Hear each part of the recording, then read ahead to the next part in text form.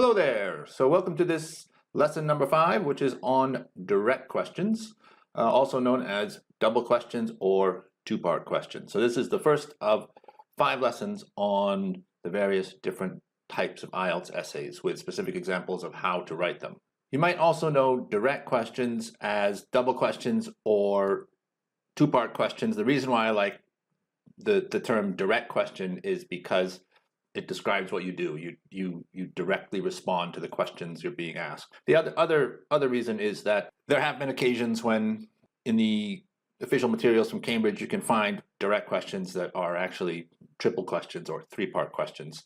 They're not any more complicated or they don't need to be any longer, but there are examples in official materials from Cambridge where there are more than 2 questions, and that's why I use that term. And mainly it's just that's what you do. You read the question, understand it, and then you directly respond to whatever you're being asked to do, which will be slightly different than in the other types of IELTS essays. So if you think about the wording, the directions that you see at the end of the question, you'll see things like, to what extent do you agree or disagree? Do you agree or disagree? An opinion essay. What are the causes of this problem? What are some possible solutions? A problem solution essay, ones that mention advantages and disadvantages, an advantages disadvantages essay, or potentially a discussion question where you're asked to discuss both views and give your own opinion. So those all kind of tell you a specific type of essay that you can write. And if you have a fixed structure in your mind for how to write that type of essay, it's very easy to go to that structure and use it to logically organize your thoughts in a way that meets the requirement of the question. Direct questions are, however, a little bit different in that they might ask you to combine aspects of 2 essays or more, or they might ask you a specific set of questions which are just different. So for example, there's one about defining happiness and saying what makes people happy. Again, this is a kind of different structure of question than you would see in the other 4 types, and so how you respond is a little bit different. That doesn't mean you can't use a fixed essay structure for a direct question. In fact, it's a good idea to have that in the back of your mind, but this may be one question where a bit more often than in the other questions, you might find it easier to make a slight adjustment to the structure that you're using, perhaps adding an extra body paragraph or something like this, depending on what your ideas are and how you're going to express them. So that's the most important thing, that the structure you use allows you to present your ideas clearly in a way that can be easily followed. The other thing is that what I've noticed is most courses start with an opinion essay or a discussion essay because those are very, very common essay types, or possibly a problem solution essay because that's a very easy one to do. The reason why I'm starting with direct questions is because it's a good idea for you to get in the habit of doing what you do when you answer a direct question for every single question. So if you remember from a previous lesson, I talked about how important it is to keep thinking even if you're using fixed essay structures, and not to get into this kind of mode where you're just robotically using a structure without considering how that affects your own ideas or how your own ideas might affect the structure and your ability to convey your ideas clearly. So the simplest description of what you do when you answer a direct question is read the question very carefully, make sure that you understand it, and then do what it's asking you to do. So answer the questions directly. So if it's asking you to talk about advantages in one paragraph, do that, but be sure that's what you're being asked to do. If it's asking you to explain a situation in one of the paragraphs, do that, but be sure that's what you're being asked to do. So people who are good at answering direct questions are good at doing it because they think carefully about the type of question they're asking, what they're being asked, and how to give a good answer. Now, that's not the case that you wouldn't do that for any of the other essay types. It's just easier if you've got this very rigid fixed structure in your mind for a discussion essay or an opinion essay, to get confused if the way that the directions are stated is a little bit different, or if the way the question is phrased is a little bit different. If it looks slightly different than what you're used to, and you're not used to thinking, you're used to just kind of blindly robotically following a fixed structure, then you can have problems. And normally when this happens to people, they panic when they first see it. They're not sure which type of essay to write. They'll perhaps choose one or choose the wrong fixed essay structure or use it in a way that's not effective. And in that case, those types of students will often fail the test simply because they're not focused on what the question is asking them to do, what is the meaning of the words in the question. If they know that and they can respond to it, that's fine. So imagine if IELTS decided tomorrow they're going to start using different ways to phrase the questions that they ask, where they're going to come up with slightly different types of questions to ask people. Now, if you're focused on only using fixed essays for these types of questions, most likely you'll have a problem if that happens in your exam. And it could happen. There's no reason to think that it will happen. I don't know if they would tell people before that, if they would tell the public that they were changing the format of the exam, or if they would simply do it. Who knows? The main point is that if they did that, and you followed this, read the question carefully, understand what they're asking you to do, and then do it, model, even in conjunction with a fixed essay structure, which is a good idea. If you did that, you wouldn't have any problems. Whereas someone who was, again, robotically following a fixed essay structure would be confused and they would fail the test. So a very extreme example of this is a student that I had who asked me, what type of essay is this? And the directions were, what's your opinion about this? And I was a bit confused because it was very, very clear. The question they're asking you simply, what's your opinion about this? Obviously, it's an opinion essay. Not making fun of this person at all. They were just so focused on this rigid definition of essay structures that when they saw something different, because they had been familiar with to what extent do you agree or disagree, or do you agree or disagree? And when they saw those, they thought opinion essay. When they saw something slightly different, he was confused and he didn't know what to write. And I said, well, what's the question asking you to do? And he said, I don't know. And I said, this is someone whose English is quite good. And I said, read the question. What does it say? What's your opinion about this? And I said, okay, there's one word in that question that's a big hint about what kind of question it is. And he said, opinion? And I said, so is it an opinion essay? I'm not sure. If he had been focusing on what the meaning of the phrase, what's your opinion about this is, he would very clearly have known that this was an opinion essay. But again, it's very easy to get stuck in this mindset of looking for exact sets of words and then matching them to an exact fixed essay structure and not really thinking during the test. This can happen to anybody. It seems to happen to some students more than others, but the basic idea is that if you can avoid this, you can use the benefits of having a fixed essay structure, which will make the writing process smoother, more streamlined, easier, faster, and make sure that you cover all the requirements of the question if you do that. But if you continue thinking and just think carefully about what's the question asking me to do, and then make sure that you do that, and the structure that you use also helps you do that. And if you do that, you'll go into the test feeling very confident. It's much better than thinking, okay, I know how to write an opinion essay, a discussion essay, and a problem solution essay, advantages, disadvantages essay. The people who think about what's the question asking me and then do what the question is asking them, go into the exam knowing I can give a very confident, clear, well-structured answer to any question that I'm asked on the test. So the way you do this is just to keep in mind, what's the purpose of each paragraph that you write? So the introduction, what do you do in an introduction? Body paragraphs, what do you do in body paragraphs? And what do you do in a conclusion? And if you look in the backs of the Cambridge books, what you'll see is lots of essays that kind of fit these large-scale structures of 4 paragraphs, introduction, body paragraph, conclusion, and then lots that don't fit that. There's certainly no requirement that you use X number of paragraphs, 4 or 5 or 3 or 7. And there are examples of 4 paragraphs, 5 paragraphs, even 6 paragraphs in the backs of the Cambridge books, the examples that are written by examiners. And so what we want to do is remember that when there are 5 or 6 paragraphs, there's a reason for that. That whatever ideas that the writer had, they used a structure that fit those ideas better. So it's very easy for you to make these kind of adjustments if you just think a little bit when you read the question and when you plan your essay. And so while I would suggest that you use, a generic kind of 4-paragraph structure as your base for when you're answering essays, don't forget to think when you're doing the test. And remember, what's the purpose of an introduction? What's the purpose of a body paragraph? And what's the purpose of a conclusion? So we're going to look at a few direct questions and think about those things. But essentially, the purpose of the introduction is only to introduce the topic and say what you're going to do in the essay. That's basically what you're doing. The purpose of the body paragraphs is simply to give your ideas in response to the question and to explain them very clearly, develop them in IELTS terminology, but basically to give a convincing, clear, detailed explanation of why you're using this idea and why this applies to what you think and to what your view is about this question. That's a body paragraph. In a conclusion, you're simply going to restate your ideas or bring up your ideas as a way of drawing conclusions about what you think and why. So again, saying what the topic is and what you're going to do in the essay, doing that in the body paragraphs, and then drawing some conclusions about why you think what you think in the conclusion. Okay, so let's have a look. So here is our first question.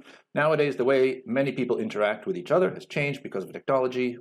In what ways has technology affected the types of relationships people make? Has this become a positive or negative development? So you'll often see this, several bits in the question. The first one is simply introducing to you what the topic is, and then the second and third, or the last parts are asking you or telling you what exactly you need to do in the question or in your answer. So if we look at this, nowadays, the way many people interact with each other has changed because of technology. So we're talking about technology and how people connect with each other, interact with each other. Now, at this point, most people are thinking social media. People use social media to stay in contact with friends and relatives and things like this, which is not a bad idea until you get to the first question, what they're asking you to do. So in what ways has technology affected the types of relationships people make? So they're not asking you generally about how people interact with each other because of technology. They're asking you about the types of relationships people make. So when you make a relationship, this is talking about new relationships, new connections with people that you didn't know before, and how technology affects this. So what people will often come up with is friends and family connect with each other on social media, and they'll talk all about that, and it's a nice essay if that was the question, but that's not the question, and they generally get band 5 for task response because they haven't answered the question. So a more relevant idea would be having a relationship with someone who works in your company at a different branch in a different country, and now people can connect with each other over social media. So again, they have this relationship, they've made this new connection with someone because technology, video chat, whatever. People can take language lessons online. They can do IELTS preparation online. They can contact other people for services in other countries or in other locations, which is something that they can do because of technology. So they can make these new kinds of relationships because of technology. So again, it's not about existing relationships, it's about making new relationships. So if we think the last question, has this become a positive or negative development? You'll see this and probably recognize this as an opinion question. So if they're asking you, is this a good thing or a bad thing? And again, what do you think? Some people will say it's good, some people will say it's bad. You could say it's both good and bad, but that's a bit complicated for 250 words in 40 minutes. So choose one side or the other. So essentially they're asking you to explain the ways technology has affected the new relationships that people make, and then to say how that is positive or negative. And it doesn't matter how you do that, what ideas you come up with, they just have to be relevant, and then you have to answer those questions. So if you think about our structure for this, our introduction would introduce the topic about how technology has changed the way that people interact with each other. As a result of this, the relationships that people make are now different, and this is a positive or negative development. This is a benefit to people, or it's a disadvantage to people, or it has a negative impact on people because of blah, blah, blah, blah, blah. So that's our introduction, just introducing what we're going to talk about. You might mention both of the ideas from the next two sentences. In what ways has technology affected the types of relationships people make, and has it become a positive or negative development?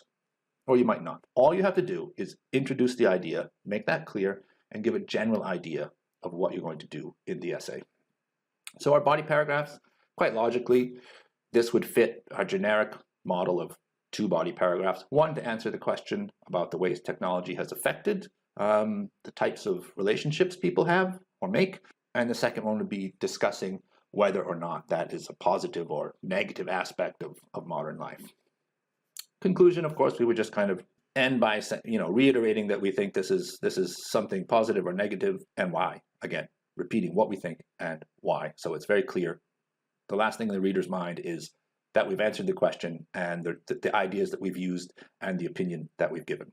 So that's really all you have to do for this one.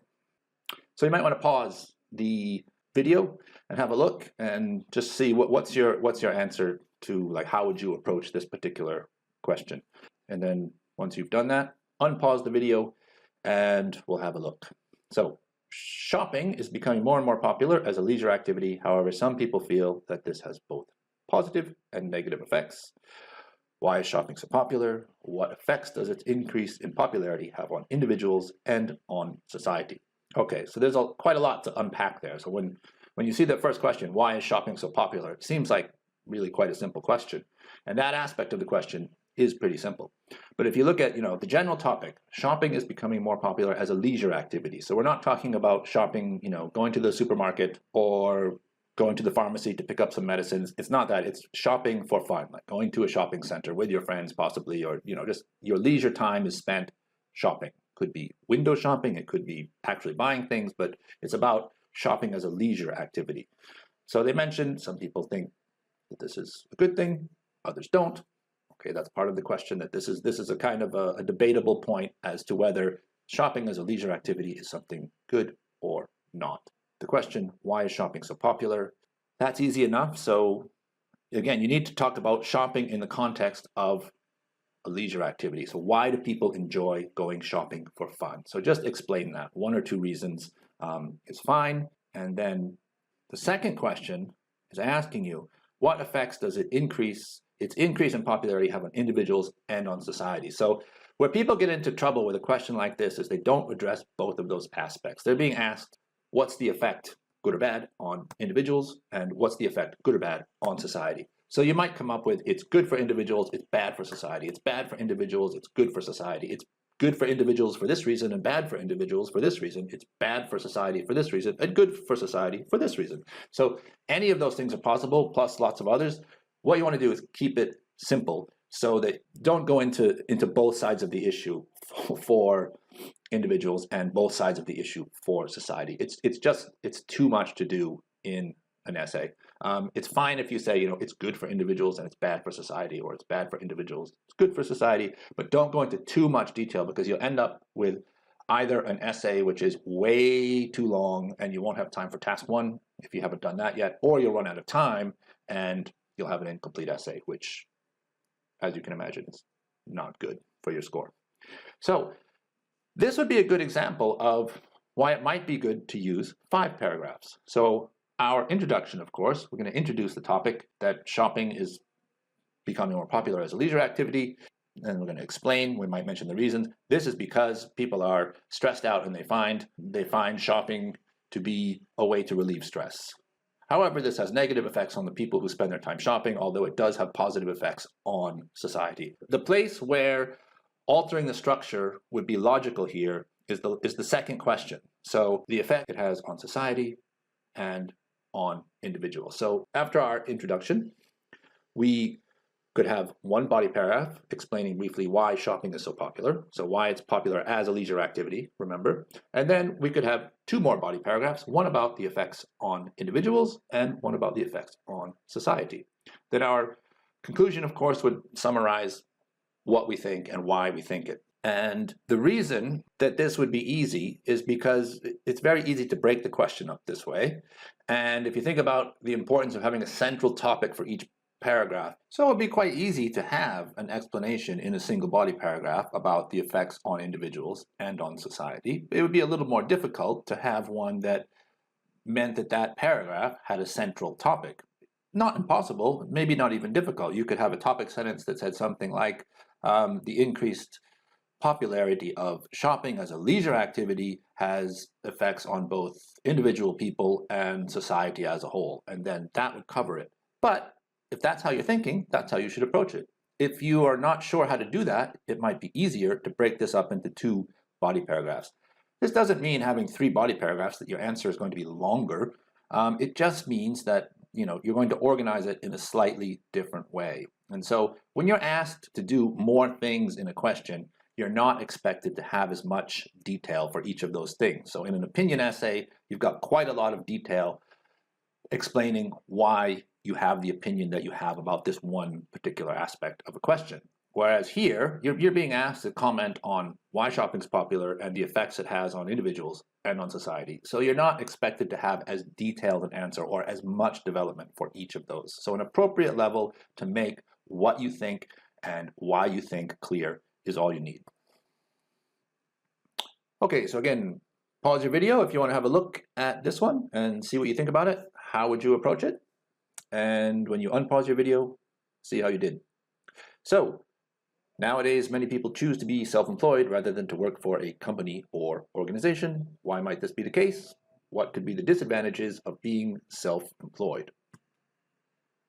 What's our topic?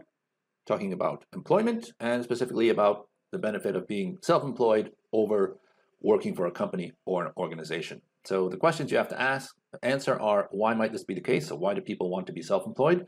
And what could be the disadvantages? So in a sense, you could think about this as an advantages, disadvantages essay. But again, as long as you answer the questions that are being asked, why might this be the case? And what could be the disadvantages of being self-employed? That's fine. So the reason I say it could be like an advantages and disadvantages essay, so nowadays many people choose to be self-employed. So people generally choose something because it's better for them than the other options. And in this case, the other option that's mentioned is working for a company or organization, having a job. So in a sense, you're being asked to explain why they choose this, and that's generally going to be an explanation of the advantages that this gives a person who decides to be self-employed. But as long as you just explain why someone chooses to be self-employed, you'll be fine. The second part, you need to suggest some disadvantages that people might encounter when they've chosen to be self-employed.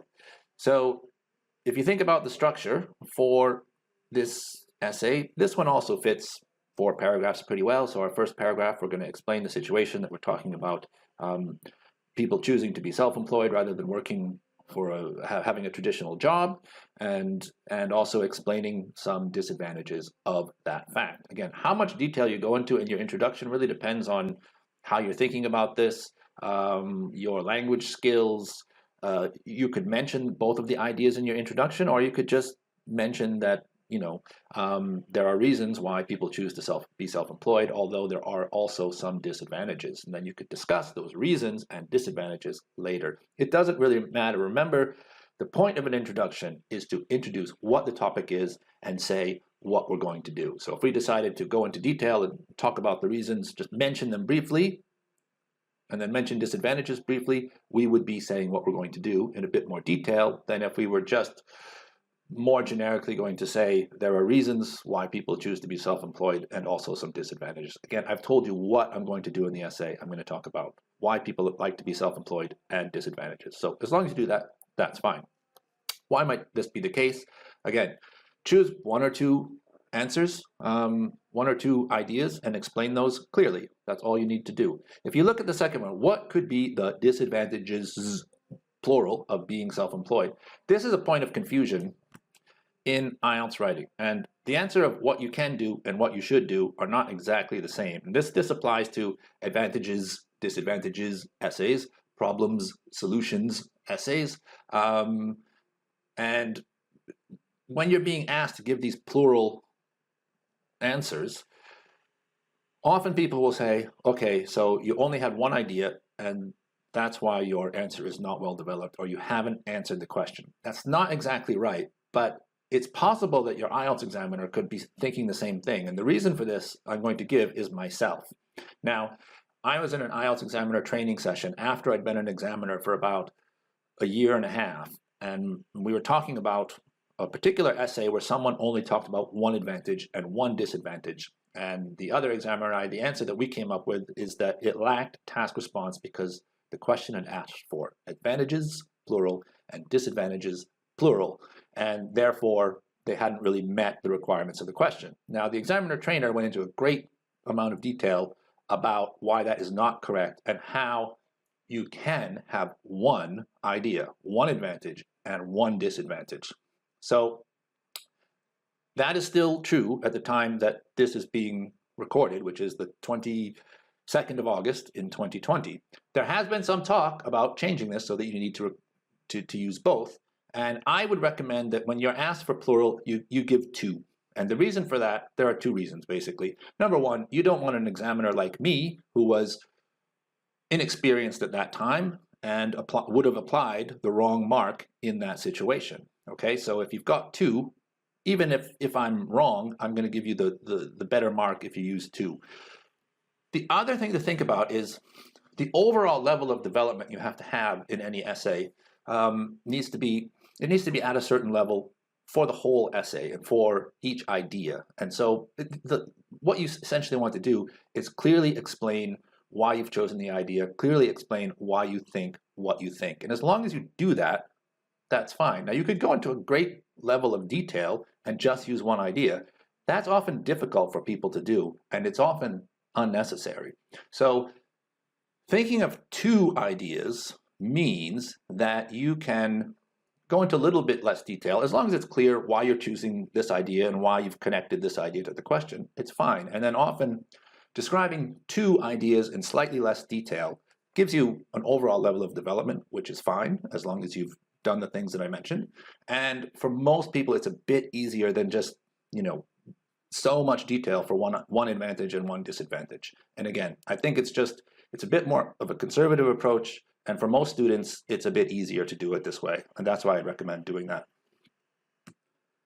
And so, you might have 3 body paragraphs, one for why it's the case, and then one for one disadvantage and one for the other. But this is the case where using 4 is 4 paragraphs total is quite easy. So your disadvantages, as long as you talk about this in your topic sentence, there are 2 main disadvantages of being self-employed, or there are some disadvantages of being self-employed. If you do that, it will be absolutely clear. And again, in our conclusion, what we do is simply reiterate what we think and why we think it. So that's what's in the examiner's mind when they finish reading the essay. Here's the question we're going to look at underneath the video in the lesson notes on the website. So increasing the price of petrol is the best way to solve growing traffic and pollution problems. To what extent do you agree or disagree? What other measures do you think might be effective? So let's look at this question in terms of a few different things. So first of all, what are we being asked to discuss? Effectiveness of increasing the price of petrol to solve 2 problems, growing traffic and pollution. What we're being asked is, to what extent do you agree or disagree? So this is an opinion question. You see this in opinion questions. So they want to know our opinion about whether or not that's the best way to solve growing traffic and pollution problems, part 1. The second, what other measures do you think might be effective? So regardless of whether or not you say whether petrol is the best way, so if you said it is, then you're going to talk about why it's a good way to solve these problems. And if you said it isn't, you would explain why it's not the best way to solve those problems. And then other measures, regardless, again, if you think it is the best way, you're going to mention something else that would also be a good way to solve these problems. And of course, if you said that increasing the price of petrol is not the best way to solve the problem, then you're going to have to offer other measures about what would be the best way to solve these problems. So growing traffic and pollution. So 2 things we have to consider. Now you can say, yes, it is the best way to solve both of these problems. No, it's not the best way to solve both of these problems. It's the best way to solve one, but not the other. That's a bit more complicated. I believe if you look in the example essay in the Cambridge book, that's kind of the way that they do it, is describing it's good for one, it's the best way for one, but not for the other. Again, that's fine. It's just keep in mind what's simplest for you. And if you think of an easy way to do that, go ahead. The other thing, what other measures? So again, more than one. It's not 100% strictly required. It just makes it easy for you, and it makes it more likely that you'll get the score you need for the reasons I mentioned. So what I was thinking about when I saw this question was, okay, the prices of other things, when they go up, people buy them less, use them less because it's more expensive now. They look for alternatives, or they do whatever it is less because of the price. So that's one thing I was thinking. So I was going to say, yes, okay, I agree that, yeah, it's a very good way to solve growing traffic and pollution problems. And then I thought about, well, if someone's looking for an alternative to something because it's expensive, in this case, an obvious measure would be public transportation. Those 2 ideas are connected, so I made sure that it's clear in my essay that, one, I think that raising the price of petrol is a good idea in terms of solving these 2 problems. And I just put the problems together, said, yes, it solves both problems, and explained why. And then the other measures, I talked about reducing the number of drivers on the road. And so there is a connection between those, and I just made that connection clear. So you could have a different way to approach it. and where you made a very different case of whatever measure you chose, like increasing taxes on automobiles or having tolls on roads that make driving much more expensive, something like that. So whatever you have is fine. In my particular essay, which is based on what I was thinking in the moment that I was writing it, that's what I chose to do. And so I did choose 4 paragraphs for this one because it's logical for what I did. Again, you might make some adjustment to that based on how you think of the question. Okay, so remember, what we want to think about is the introduction. I need to introduce what the topic is and say what I'm going to do. So if we look here,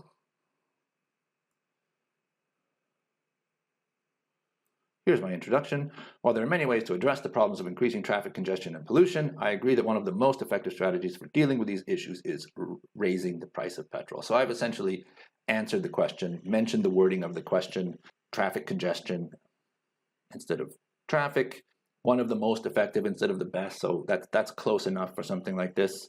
Raise instead of increase the price. So again, I've done some paraphrasing here, and then I've mentioned the second part of the question. Alternatively, increasing the number of passengers per vehicle can also reduce the problems associated with widespread vehicle use. So widespread vehicle use would be another way to talk about traffic congestion and other problems like pollution from too many vehicles on the road. So I could have just said, alternatively, there are other measures which would be more effective at solving this problem. Or alternatively, there are some other methods which can help solve this problem. So here I've gone into detail about what I talked about, which is good because it makes it clear, but that's not 100% necessary. And again, you always want to match your language skills in a particular situation at that moment with what you're doing so that the result is what you're writing is clear and easy to understand. That is the main issue you need to focus on, not synonyms, not paraphrasing, not anything. You just want it to be clear what you're going to do, what the topic is, and what you're going to write about and why. The second paragraph, what I'm going to talk about is why raising the price of petrol is a good idea. So in most cases, a significant increase in the price of any commodity will cause a commensurate decrease in its use. So that's essentially saying if you raise the price of something, people use it less. Now, the way I've said it is based on my use of English, my level of English. You could come up with the same idea and say it 100 different ways, but always make sure it's appropriate and correct. You've used correct grammar and correct vocabulary. Now, I'm going to start off. So what I'm going to talk about in this paragraph is how raising the price of something will decrease its use, and specifically about raising the price of petrol and the use of cars. So take, for example, the cases of the sales of cigarettes and alcohol. As governments around the world have sought to limit the damage of these products, cause to human health, taxes have been imposed in order to successfully decrease their consumption. So you might be thinking, well, that's kind of off topic because you're being asked about petrol and cars and pollution, but you're talking about cigarettes and alcohol. But actually, if you look at the topic sentence, what I'm saying is I'm talking about a situation where the price of something goes up and the use of that thing goes down. So if you look at the next sentence, similarly, levying new taxes on the price of petrol will make it less attractive to consumers. So just like with cigarettes and alcohol, where people use them less because the price increases, the same thing will happen with petrol. Now, I don't know if that's true, but it's a reasonable thing to think. And remember, what you need to do when you write this essay, you don't need to be correct. You need to be convincing, believable, and come up with something that, that makes sense in the way you explain it as it relates to the question you've been asked.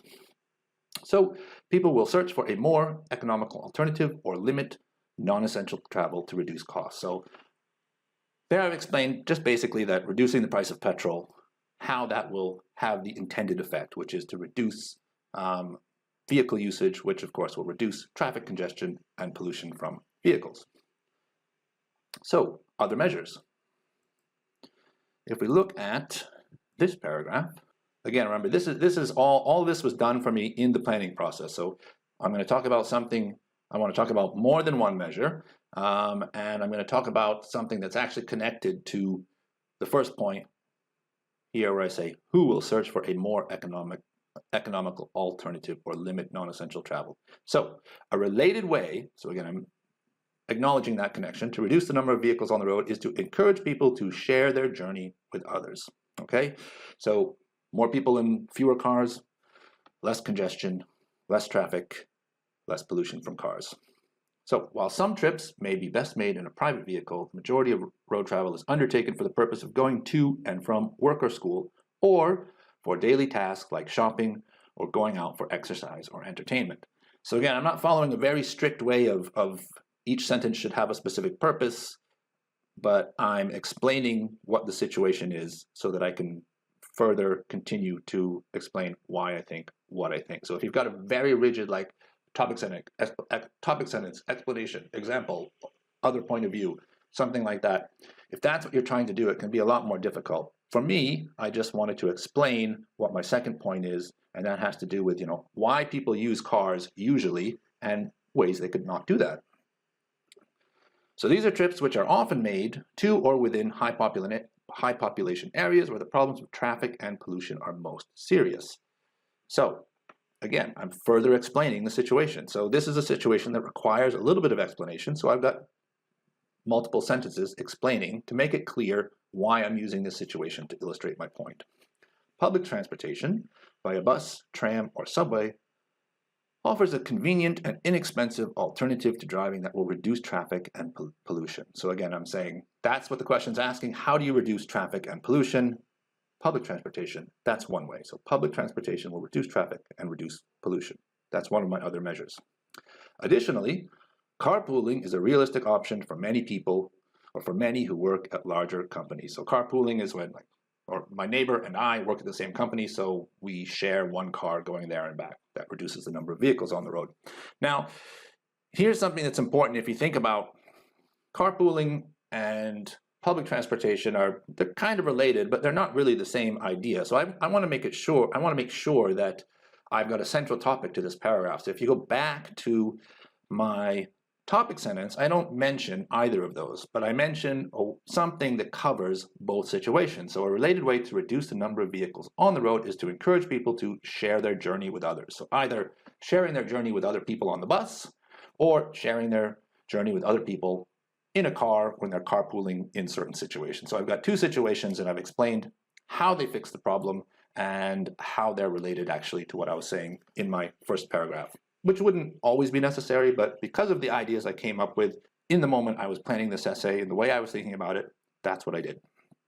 And again, you always want to be answering the question, am I doing what I need to do? So am I answering the question clearly, logically? Am I making my ideas clear? Am I explaining why I think what I think? And as long as the answer to that is yes, and your ideas are relevant to the question, everything is fine. So in our conclusion, remember we're going to draw conclusions about what we've said. So in conclusion, although the problems of traffic and pollution are complex, my view is that a simple solution like raising the price of petrol can both reduce the number of journeys people make and encourage them to use more efficient means of transport. So here I've kind of added up everything that I said. So again, reducing petrol is, in this particular case, related in a way to my second solution, public transportation and carpooling, and I've essentially just reminded the examiner of what my view is on raising the price of petrol and what my view is on other methods. And so the last thing the examiner is going to be thinking is the things that I've already mentioned in the essay, which I've clearly laid out from beginning through the middle to the end. And that's exactly what you want to do. So if we look at, so you'll find this, I'm not going to go over all of this, but you'll find this other version of the essay where I have laid out opinion language, cohesive devices, referencing devices, less common vocabulary. So opinion language, again, this particular question, to what extent do you agree or disagree? You have to make your opinion clear related to that. And I do that here, so I agree that one of the most effective strategies. There we go. I also do it at the end. My view is that a simple solution like raising the price of petrol. So remember, that's what I'm being asked my opinion about, raising the price of petrol. Referencing devices I'll go over next. So this is something that people don't think about much, and that's generally okay, but a referencing device means a way you refer to something that you've already talked about. It's generally a pronoun referring to a noun that you've mentioned previously. So if we look at this one, while there are many ways to address the problems of increasing traffic congestion and pollution, I agree that one of the most effective strategies for dealing with these issues is raising the price of petrol. So these issue means traffic congestion and pollution. It would be redundant if I said, while there are many ways to address the problems of increasing traffic congestion and pollution, I agree that one of the most effective strategies for dealing with traffic congestion and pollution, redundant. So that's generally how you use these. Second one, take for example the case of the sales of cigarettes and alcohol, as governments around the world have sought to limit the damage these products. So cigarettes and alcohol. Again, if I said, take, for example, the cases of sales of cigarettes and alcohol, as governments around the world have sought to limit the damage of cigarettes and alcohol, or that cigarettes and alcohol cause to human health. Again, it's not necessary. I've just mentioned those nouns, and I don't need to mention it again, and it sounds redundant if I do. So if you've never thought about referencing devices before, most likely you don't need to worry about them. Most people use them without even thinking about them. Now, examiners are evaluating your use of referencing devices, so if you do have any issues with these, what you need to do is get feedback about your use of referencing devices. Otherwise, just continue, and most likely your feedback will be that they're fine. But if you do have any problems with them, you need to fix them because, as I mentioned, this is something examiners are looking for and evaluating, and if you have problems with this, it will reduce your score. Cohesive devices. While, alternatively, for example, similarly, while, in most cases, a related way. Simple ones like. Additionally, in conclusion, although. So you can see that most of I haven't started every single sentence with a cohesive device, which is what you want to do. You don't want overuse of cohesive device. You generally use a cohesive device in a place where you're going to signal a transition to a different type of information. So while there are many ways to address the problems, okay, the contrasting information is, I think that this one is the best. While some, in the third paragraph, while some trips may be best made in a private vehicle, so okay, but then I'm going to get to the contrasting information, the majority of road travel is undertaken for the purpose of going to work.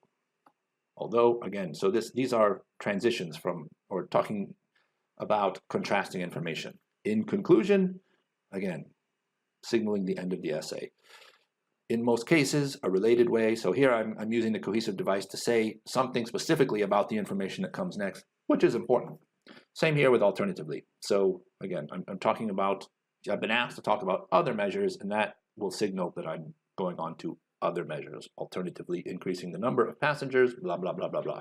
Essentially, using cohesive devices, you should use them when it's going to help make it clear to the reader what's coming next. If it's not necessary to help the reader with what's coming next because of other ways, like if I'm going from one explanation sentence to another explanation sentence to another one these things are all related, you don't really need a cohesive device, first, second.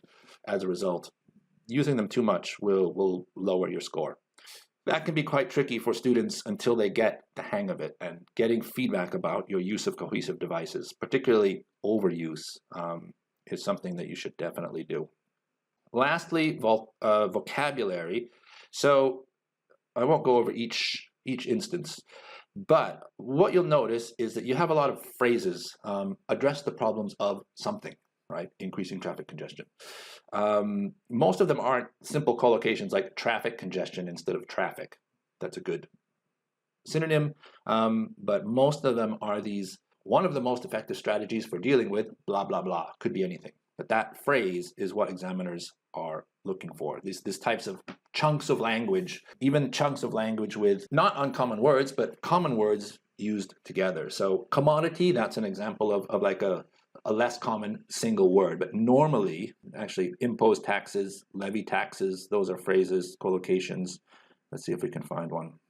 Encourage people, in paragraph 3, encourage people to share their journey with others. So encourage people, share, journey, other. Like, none of those are particularly uncommon words, but that's a nice phrase that describes the idea that I want to communicate. And most of the examples of good vocabulary that high-scoring students use are not these single words like commensurate or commodity. They are groups of fairly common words that are used together in the way an English speaker would use them. So what you want to do is to communicate your ideas clearly and do that by using one of the ways that an English speaker would do the same thing. So there's some flexibility, but again, most people are thinking in terms of single words that impress the examiner, and that can happen, but it's not generally. Most of the good vocabulary that people use that's not what it is. It's simple, clear descriptions of something in the way that an English speaker would do the same thing. So there you have a direct question essay and an example essay. The most important thing to remember, other than what you do in a direct question, is that keeping that same approach of reading the question carefully, understanding what you need to do, thinking about if you need to modify the fixed essay structure that you're going to use as a result of what ideas you've come up with, making those simple modifications, and then just communicating those ideas as clearly as possible. If you do that for every single question, it's really, really unlikely you'll ever have a problem answering any Task 2 question in the IELTS exam.